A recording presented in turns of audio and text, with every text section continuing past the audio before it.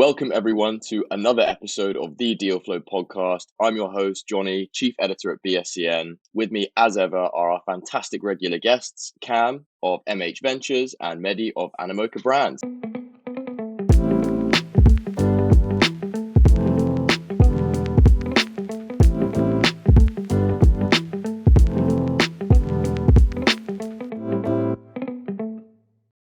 So today's topic, very, very much on point and topical, is everything Bitcoin halving, right? So impact, future impact, expectations.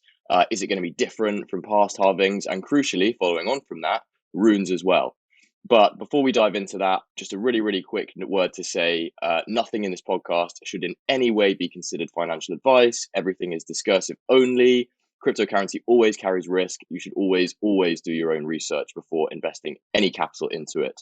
But without further ado, before we dive into Bitcoin halving matters, runes, all the rest of it, I know that Cam and Mehdi, you guys are both in Dubai at the moment and have been very much enjoying the events and discussions around Token 2049. Maybe, you guys could pick some of the biggest insights, updates, developments that you feel have come out of 2049. I'll have a crack. I think the Token 2049 initially started with the Black Swan / Grey Swan event. Like Dubai got 2 years of rainfall in one day. So a lot of folks kind of canceled their flights. You saw Rolls Royce and Lamborghini kind of like swimming on the streets. So after that, like loads of people struggle like getting taxi and coming to main event. But as the days progress, I felt like the things got back to normal BAU, and the conference was of a good start. So there were like loads of alpha. In the conference, like met loads of KOLs, like high quality KOLs, high quality infra, AI, Deepin project. Deepin was like there were multiple Deepin events, which is interesting to see. So one of the names that kind of popped up everywhere was Mega ETH. So think of it like Monad, which is like Monad as a L2 on Ethereum, and I think their innovation is on making sequencer very beefy and making it go really fast. The transactions goes really fast. So I think there was a lot of hype around that. Then I also met the Zero Gravity team in person. Kind of felt like a lot of AI projects are building on top of them, and they're partnering up with that AI. So it was good to see that. Peak Network also did an event, and what I found was there were loads of Deepin projects being built on top of them. So really bullish on Peak and really bullish on that ecosystem. I kind of feel like it's also still a very contrarian bet. I don't see many quality Deepin projects elsewhere. So what's happening is projects are launching on Solana and Peak simultaneously. I think there's a Hive-Mapper competitor that's doing that. So interesting from that perspective. There was a lot of infra and AI projects. I also found this KOL, like people in crypto know, Grail.eth. I was also very surprised. The guy in person is very knowledgeable. Like if you meet him in person, even though he's an influencer, I would call him as an angel. Like we had a very good chat on different games he liked. He kind of shared alpha. There's a game called Chronoforge that he really likes, and then Escape from Tarkov, which is a very nice Web2 game, similar to Sharpnel, has $400 million revenue. They're making a Web3 version. There was loads of alpha. I think probably will take 1 or 2 weeks to kind of digest all the Telegram chats and all the deal flow that I was able to, and all the friends that I kind of made during the conference. So yeah, there was a lot going on. Honestly, didn't also get enough sleep. So yeah. But actually, like mentioning Telegram and all the messages that you've got to go through, I think one of the biggest winners from, I know you're talking mostly about like, quiet alpha and private deals and stuff like that. But one of the biggest sort of main stage announcements, one of the biggest winners from some of the publicity that came from 2049, I think was the TON ecosystem, which ironically I, until probably about the last week or so, have known very, very little about. But Pavel Durov, the founder of Telegram, really came out to shill TON blockchain. I mean, shill's a harsh word, right? But commit the platform. That was also very hyped up. Like I forgot about that. Yeah. Like everybody, all the private events, TON came up again and again. I kind of feel like there is a disconnect. Like I think crypto Twitter doesn't pay that much attention to TON. Whilst if you come to Dubai, it seems slightly disjointed, right? From the traditional sort of. Yeah, if you come to Dubai or if you come to Asia, like Notcoin is, I think, gonna launch in a couple of days. It's one of the, I think it will be one of the biggest meme coin launch. And Ton has like amazing bots for trading. There's a game over there, casual game that you can play on Telegram. So it's a very massive distribution play. And I think what people were bullish on is if they like change their architecture a little bit, it will scale and have achieve a lot of throughput. So lots of funds I spoke with, liquid funds I spoke with, and lots of like folks on events, they were very bullish on Ton. And I also kind of got a feeling like similar to Solana, where there's a lot of meme coins that are launching. A lot of people are also thinking about launching like multiple levels of different meme coins on top of Ton. Like I also met the Ton ecosystem lead. Like she was telling me Pump.fun, which is kind of like a meme launcher on Solana that allows you to launch meme coins in like a couple of dollars. They're also incubating like something. It's getting incubated on Ton. So yeah, Ton is like very bullish on Ton. Like everybody is speaking about it. So yeah, I feel like on public market side, something to pay attention to.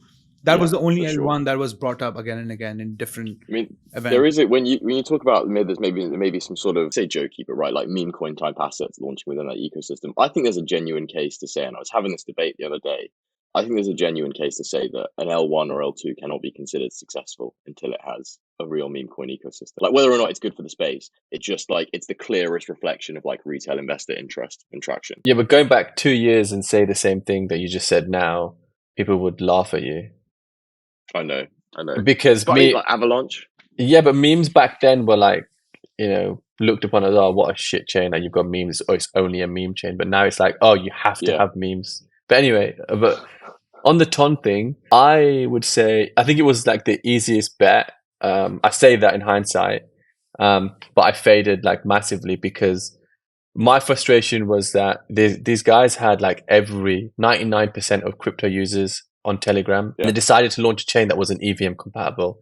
And I personally thought that was like a really bad move because, they would have been able to onboard everyone with all the infrastructure that's built out, all the developers and everything else. And I was like, why did they go a different route and not be EVM compatible to onboard everyone? Like, their wallet would have just made things a lot easier, I feel. However, saying that now, if they're getting a lot of hype, but the hype is one thing, and it's like how many developers and how many applications are actually building on top of Ton. That I don't know. I haven't looked into it too much. They want to do some stuff in-house. Like I know the latest update, you can call it a small one or whatever, is that they want to tokenize, I think it's NFTs, emojis and stickers within the Telegram application itself. I do feel like that's the new thing now. Like as the L1, L2 space does get saturated, it is all about like these guys raising a ton of money to be able to survive and actually build, but then also building the infrastructure in-house from what a normal L1 or L2 would have, and then just build it all in-house because it makes sense to do that because it's hard just to get developers to come across. We've got 900 million users monthly, supposedly, which I fully believe, frankly. Think of it as like a WhatsApp equivalent. Yeah, I'm very much the market cap as well right now. It's top 10 now, Ton. Yeah. Is it? Yeah, it's top 10. It's up 25% over the last month, I think, when Solana's down like 13%. Like it's not been a good month for anyone. Don't say that was Solana. Maybe you might strangle you through the screen. I know. It's the most performant blockchain. That's what I've been told anyway. That's what I've heard. I've heard WIF is going to trillions. I do believe it is. I honestly do. Fair dues. Okay. Anything else from 2049? Because there's also another couple of sort of wider market. I met Cam in person. Oh yeah, we met. Oh yeah, how can we miss that? So Cam is taller than I thought. He's taller than I thought. He's more handsome in person. Mate, thank you, man. Isn't he? Like I met him first time in Denver. I thought he was gonna throw me off the plane. Stop shilling me. Mate, to be fair, look at the sunburn though. Oh man. So yeah, like, isn't it powerful? I came here with the expectations. I brought my family out, so my expectations were 70% family and actual vacation, and then 30% work. It's been 90% vacation and literally 10%. 10% literally, I just met Mehdi up to now. I'm having a few other meetings this week coming. But yeah, and Mehdi, we're gonna meet again, right? We're gonna have coffee. Yep, I'm gonna show him anime chain. But yeah, so yeah, I was lucky. I was fortunate enough. My flight was later on. You got in as it ended, didn't it? Yes. You were basically the day after. So it started on the Tuesday where everything was getting flooded and people's flights getting cancelled or they were just stuck at the airport for like 18 hours. I flew the next day. By the time I got there, it was mainly, most of it was all cleared. And Dubai, like I would say, I know that still now a lot of, or not a lot, I say some of the parts are still flooded and they're still trying to sort it out, but most of the touristy areas, they quickly just fixed it and did what they had to do to make sure that everyone was cool and safe as well. So that's what you get when you've got unlimited money, right? Yeah, precisely. But no, I'm glad you guys are having fun. I'm still stuck in a rainy Western country, alas. Now, I was going to say, I do think it, and maybe like moving on to like the Bitcoin side, I think it was a bit of a shitty time for Token 2049 to be about, and us being Dubai with the Bitcoin halving, the RUNES launch. I feel like I lost. It was an opportunity cost of not diving into RUNES and some of the big stuff that were launching and being able to be the first in. I have purchased some, but yeah. No, but everyone needs time away though. Especially like Dubai's still a crypto hub, whether you're there or whether you're there for holiday. Yeah, but if you're on holiday, you don't have your setup to be able to be aping into like all the new stuff like the RUNES and stuff that just launched. This is true. But another issue around, I guess, Bitcoin itself, one that we probably don't need to spend too much time on, but I'm kind of curious. So effectively, it came out sort of end of last week that Michael Saylor had dumped just under $400 million worth of MicroStrategy, basically his entire Class A shares. Does this in any way undermine? Because obviously his whole narrative is never ever sell Bitcoin, and MicroStrategy is basically just his personal Bitcoin exposure. So does this undermine his whole narrative? Does it make him less of a god in the Bitcoin industry? The fact that he's basically in the space of 4 months offloaded as much as he can into cash from MicroStrategy.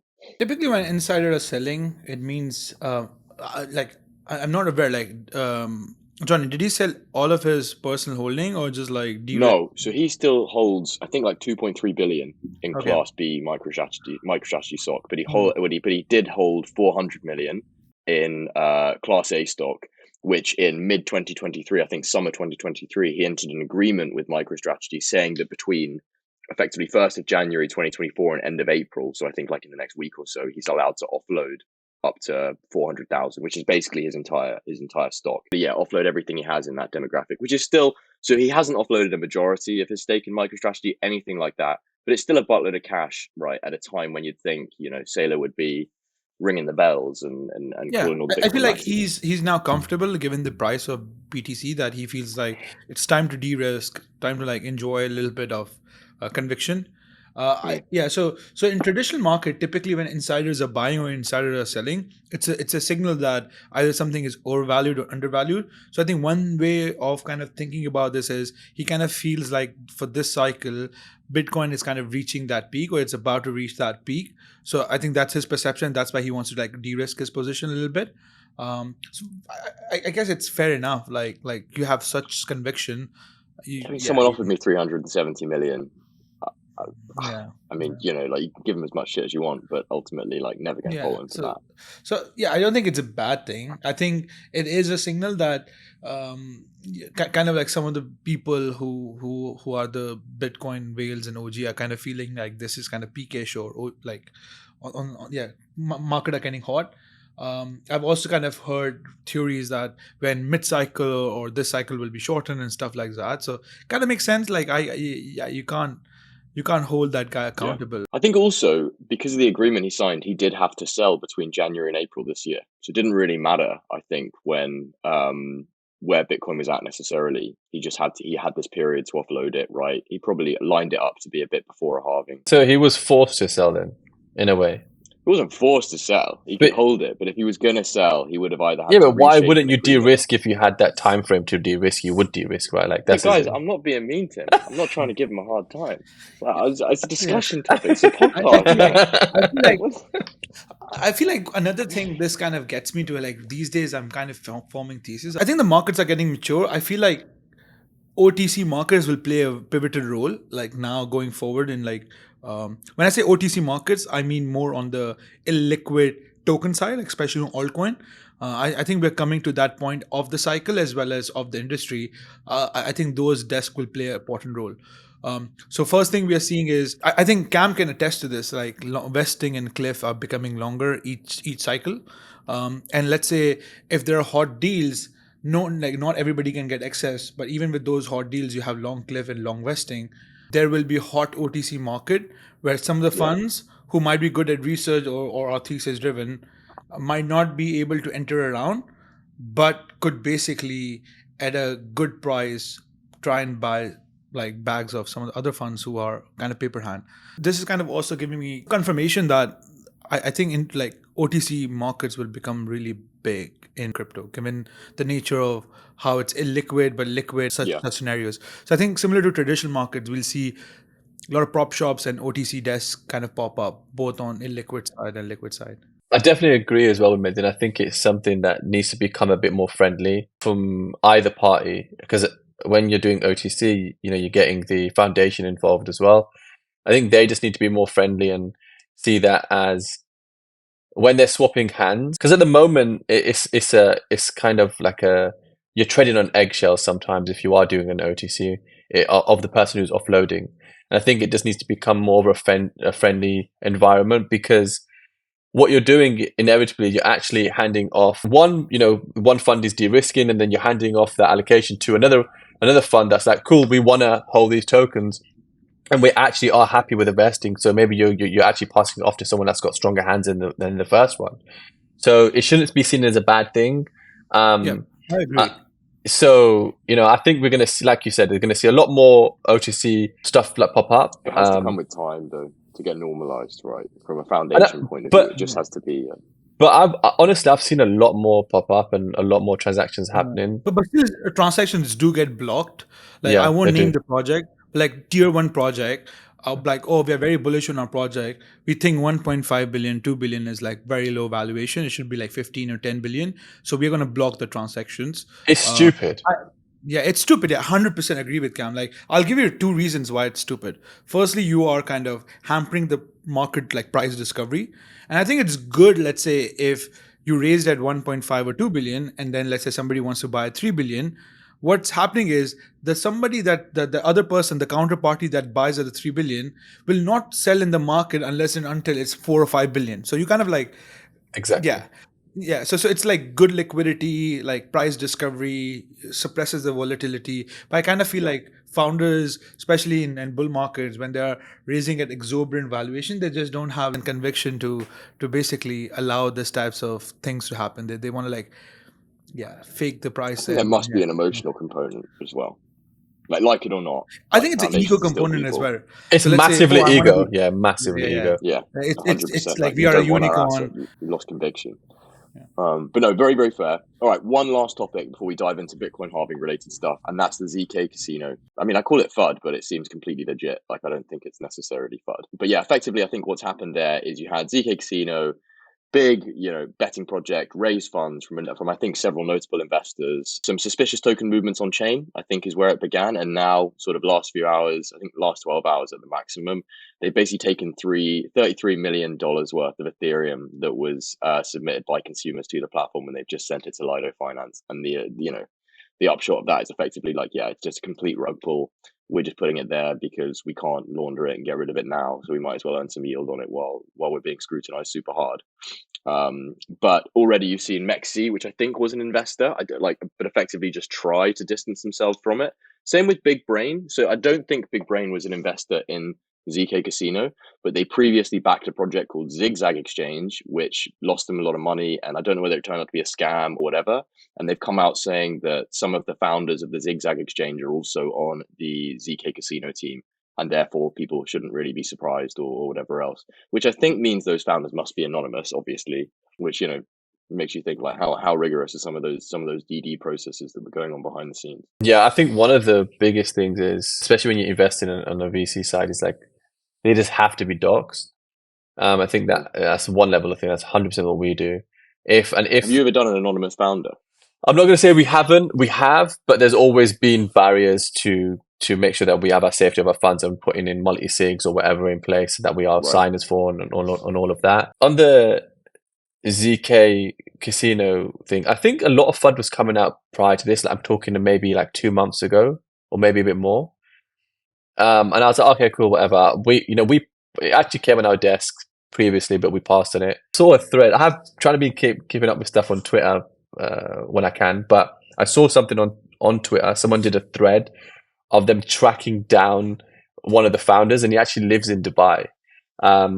And I don't know how they did this, but they went through his Twitter and they literally tracked down, because he must have been posting stuff, because he was supposedly the founder was an influencer. So he was a Twitter crypto influencer before he started this project. And he used the same Twitter. He must have changed the name or something like that. And he was to post photos of, flashy cars, staying at the Burj Khalifa, or he was here and there. And, then that's how he got his status. And then I think that's when he started the project, and maybe that's where he gauged a lot of interest and was able to close, certain people when you're raising money. So one of the guys on Twitter did a thread and literally tracked him down. I don't know if anything's going to happen or if they're going to go to the police with it and they will do anything, but I think they've pinpointed who he actually is. Well, that's progress then. So I vaguely saw that they ask consumers to stake ETH and they'll get it back 1-to-1, and in return they will get tokens. If I'm right, so if they were bridging this ETH, they would get 1-to-1, but they weren't able to give them 1-to-1, but they just took the ETH and staked it elsewhere. Is that right? I think so. I mean, like, the mechanisms in terms of what they told consumers, I think are probably better clued in. But I know the big controversy as of today is that 33 million has just been straight up moved to Lido Finance. Wow. So I saw Ape Terminal was launching them and they cancelled it. Mexi was listing them and an investor. Yeah. They're trying to come away from it. So was the 35 million that they raised separate to what the ETH that was put into the protocol? No. So the 33 million, I'm 90% sure was consumer funds for sure. Wow. And they're not able to get any of that money back because it's locked. It's not locked because obviously, like, on what the upgrade was called, but obviously, like, ETH you put in Lido doesn't have a lock period on it or anything. But yeah, it'd be permissioned by the people that are in control of the wallets, who supposedly are like the malicious actors. But I'm now reading that I think maybe that 33 million was both user and investor funds. But either way, it doesn't make a difference. It's like, but this is like another thing, they're making a decentralized betting platform. I'm assuming that's what they were trying to market it as. You like made a bad bet. Sorry, guys. No, but this is the thing where people get confused of decentralization, right? They see, this is decentralization because they're building on chain. That literally is not it's not decentralized in any manner. As you can see here, these guys are literally centralized everything by controlling the functions of the contract. So now you deposit, they're able to just take your ETH and do whatever they want with it, because they're just not. And that's like the biggest learning curve for every new retail person coming on chain, is that just because they're building on chain does not mean it's decentralized. And I think like a lot of learning. Yeah, decentralized on the platform side, right? Like the platform will not deplatform you, because Ethereum is quite decentralized. So it's similar to, like, let's say Amazon. You start a business on Amazon. Amazon in traditional Web 2 can scam you by like removing your business or deplatforming a customer. But let's say if there is a shop that is set up on top, they might provide a low quality service. You can't do anything about that. So I think even in Web3, that kind of holds true. Ethereum will not rug you because it's decentralized. But anything built on top, if the smart contract is still controlled by developer, it's not decentralized in that way. So the platform risk goes away, but that risk remains the same. If that makes sense. Yeah, I think it's decentralized. I think the ethos wise, it's decentralized when we are doing airdrop and giving out tokens, giving out the equity in shape of tokens. I think people kind of confuse that part of decentralization in Web3 with, let's say, okay, everything is controlled by us and it's decentralized and there's no one decision maker. It's still application level risk, if not like cloud level risk, so to speak.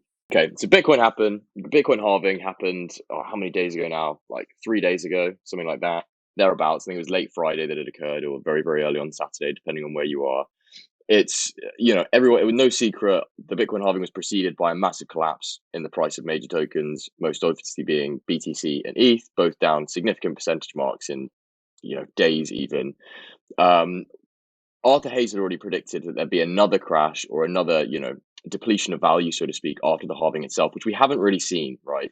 Since the halving itself, BTC has basically been climbing pretty gently. Same with ETH. Some other tokens starting to do bits now, right? Top 100 market cap tokens. What do we expect going forward? Is the impact of this halving going to be in any way different from previous halvings? And by that, what I mean is Bitcoin go boom in like the 6 months following the halving. A number of analysts have come out and said that the macroeconomic factors, the macroeconomic backdrop is just so incredibly different to what it's been in previous halvings that you just can't use those historical data points as any kind of benchmark whatsoever. Where do we sit on that? Personally, I think that Bitcoin still goes parabolic. And I know that people are saying on the TA side that things are different. You can't use previous historical data, blah blah blah. But there's so much infrastructure, like we said previously in many podcasts, that's been built on Bitcoin, and I think already we're seeing. I think I saw a post as well.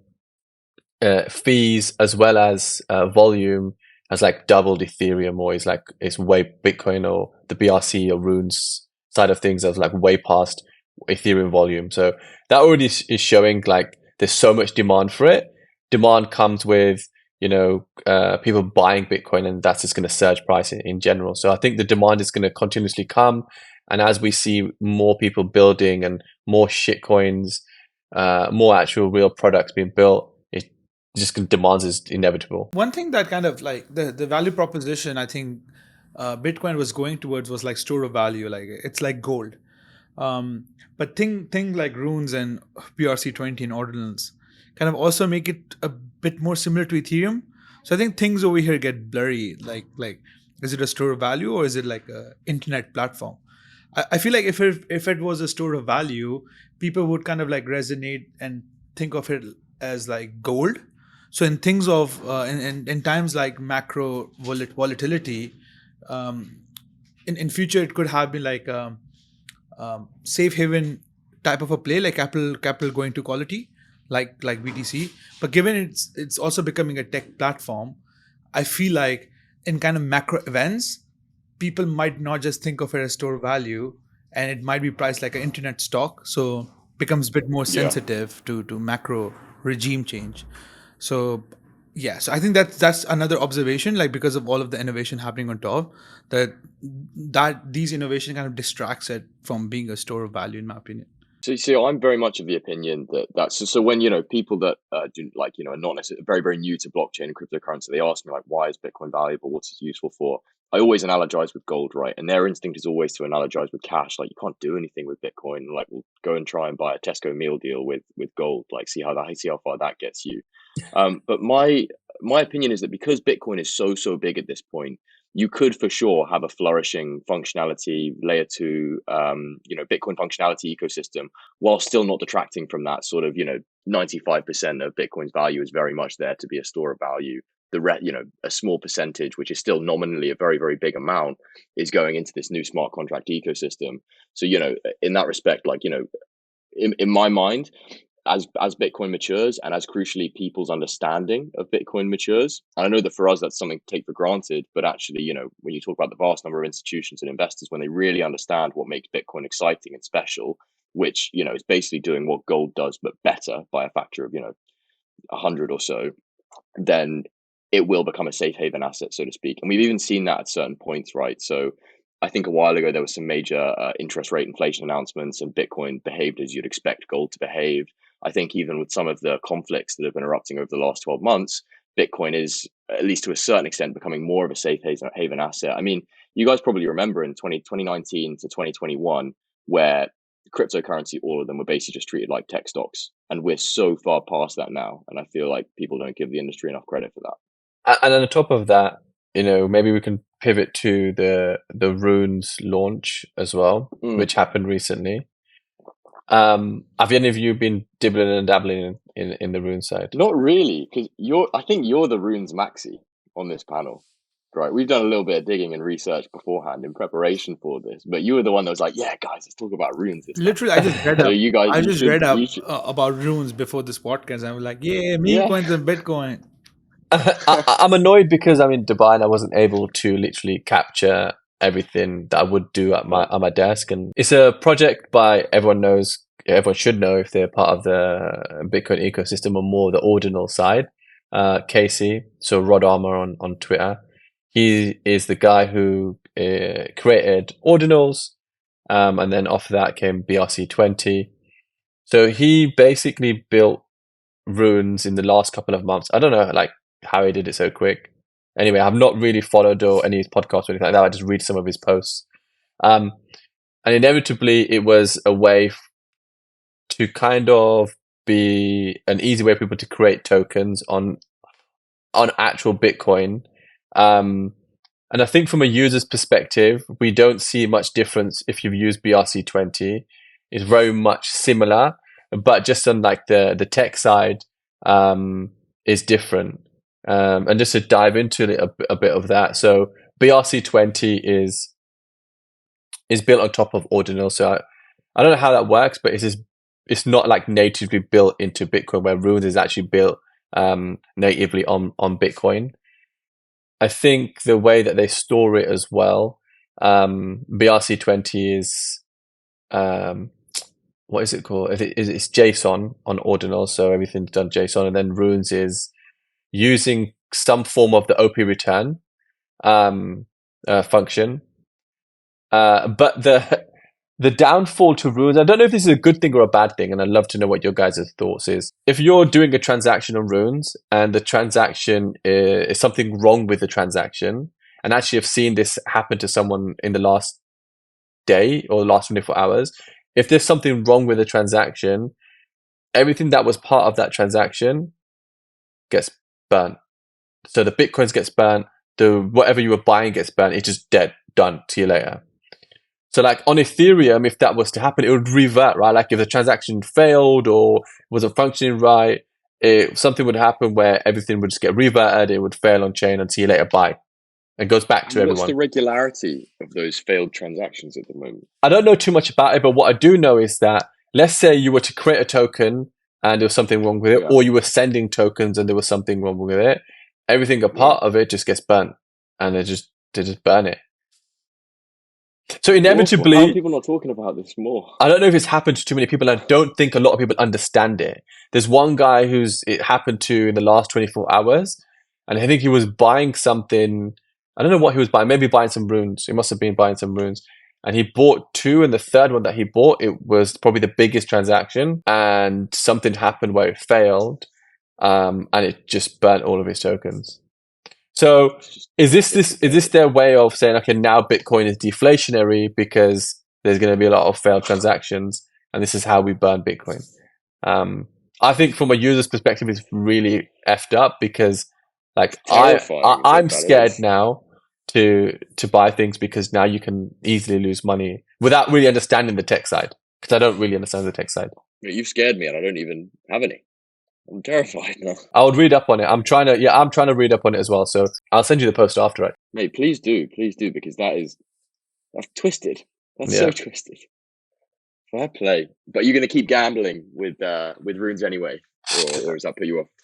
No, it hasn't put me off. In the last, however long it's been launched, I think like 2 days now, it's launched. There's a shitload of memes that people are going through. What's crap is that how you name them is really crap. Like it's really hard to find and gauge through, because the naming is horrible. But OKX wallet is probably the best wallet right now to use and to look at all the RUNES, see what's being bought, see what is currently being minted, and then you're able to buy stuff off there. The wallet is really cool. It covers all chains as well, but for Bitcoin, it's really, really good. And I've used Xverse, Phantom, and then also now OKX. OKX is far the best on Bitcoin. And then there's another platform called Luminex, and that's where you can actually go mint these RUNES for free. Majority of them are going to be shit and never do much, but there's a few that you just need to research on Twitter and find which ones are good and which one people have got hype around. And if they're still minting, you should mint them for free.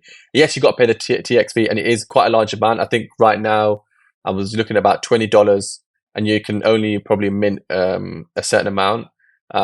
So yeah, if you're bullish on something, I would definitely mint it for free and just pay the TX fee. But I think that's the way like all these meme coins are coming out. So just think of this. RUNES is the Solana meme coin hype right now. Probably a fair analogy. Yeah. Well, actually, so I know that RUNES are very much like the whole angle is to be BRC20-esque and very much fungible.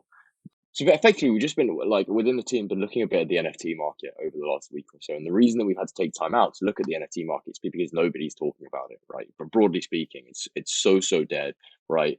Bitcoin hitting all-time highs did absolutely nothing for it. Our ordinals just kind of the next NFT craze, and that's just going to get replaced by something else. So NFTs, I'm asking are traditional Ethereum based PFP NFTs sort of dead in the water? I know there's one or two exemptions, like Pudgy Penguins have been doing some exciting stuff, but something like have Yuga Labs really dropped the ball dramatically?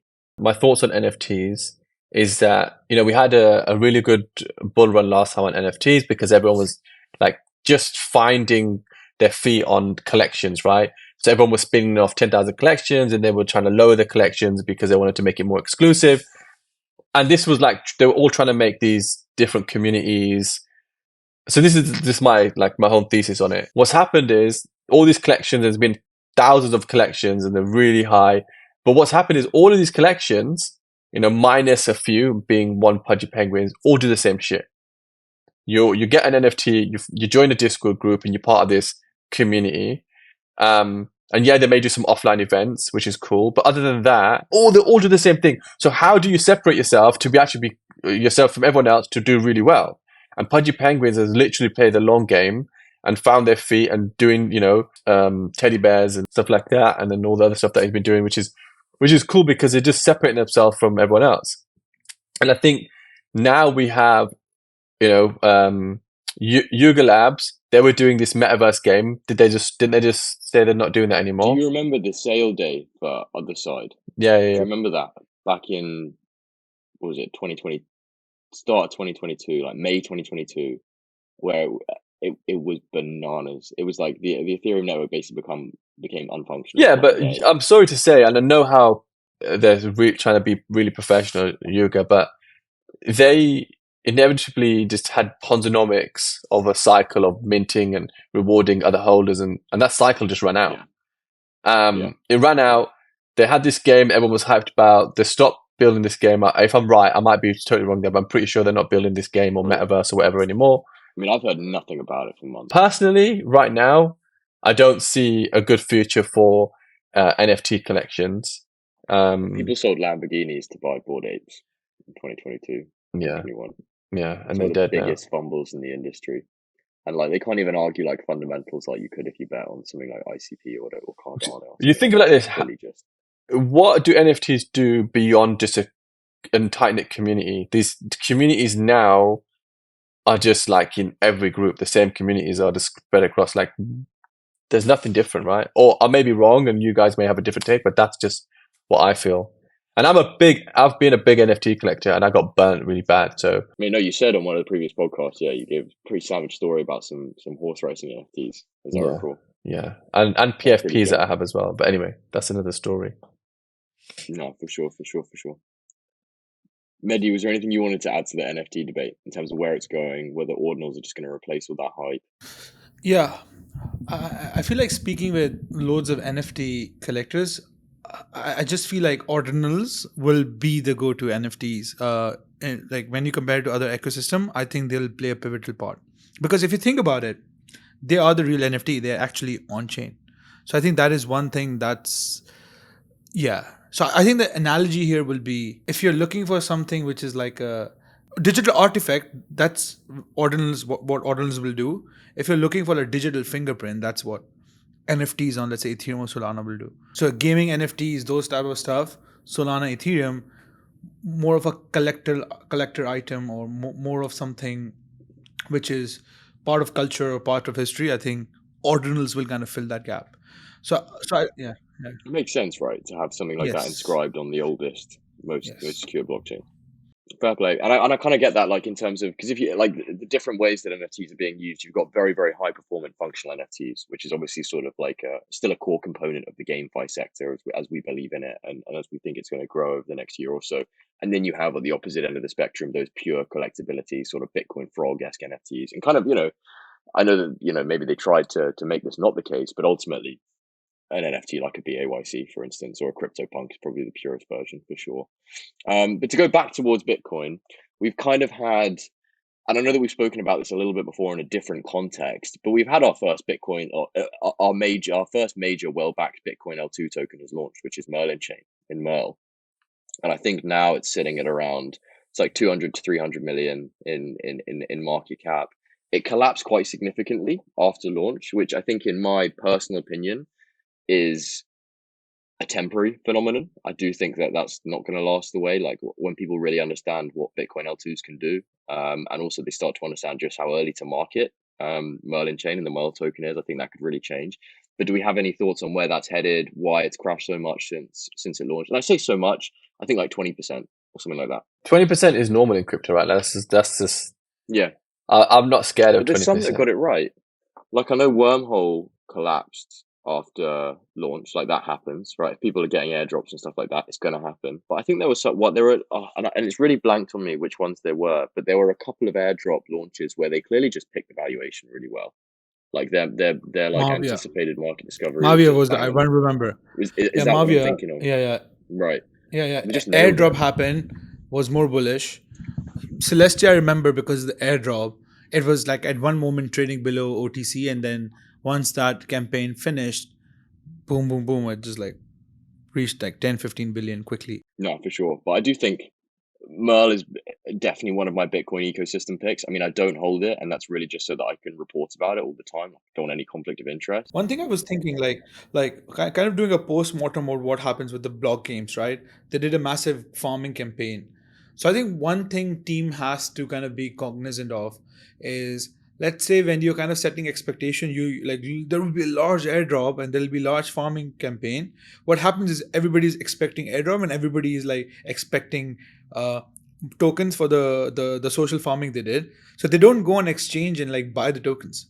So I think one thing teams I think have to be very careful of is making it a couple of weeks in advance very clear. Like this is what the plan is for the points and the airdrop. So the retail has their wallet ready to go out there and start buying token.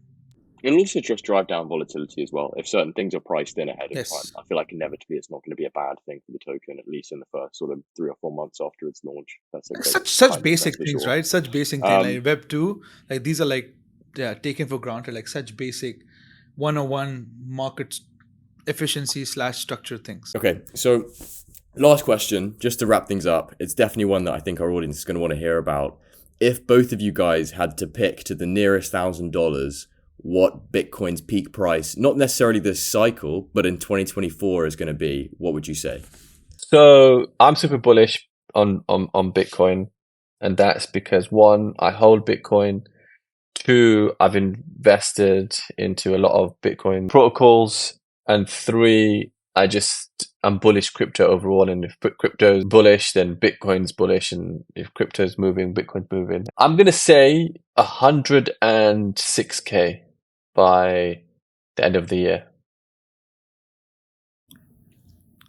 Again, non-financial advice. I think about 90K. I like that we're close together, Mehdi, and I appreciate you. We can sell the top together. So Mehdi, I would have said about 90, maybe like low 90s, on the basis that there's so much expectation around a sort of core level at 100. I just don't think it will quite manage to reach it in the way that Bitcoin didn't reach 70 in 2021. Okay, so we got 106K and about 90K. So we'll definitely be holding you guys to account at the end of this year and seeing how far off we were. And if you beat, like, you could have beaten like Bernstein or something like that, and we'll make sure that all of Twitter knows that for sure. But if that's all we have time for today, thank you guys so much for joining. Can't wait for next week. Just a little nod to the audience. I think we've potentially got 1 or 2 very, very special, very, very interesting guests lined up for some of the episodes that we'll be doing over the next few weeks. So stay tuned for that, 100%. And thank you for joining. Appreciate you, Mixed Race Magic, for having us. Cheers, guys.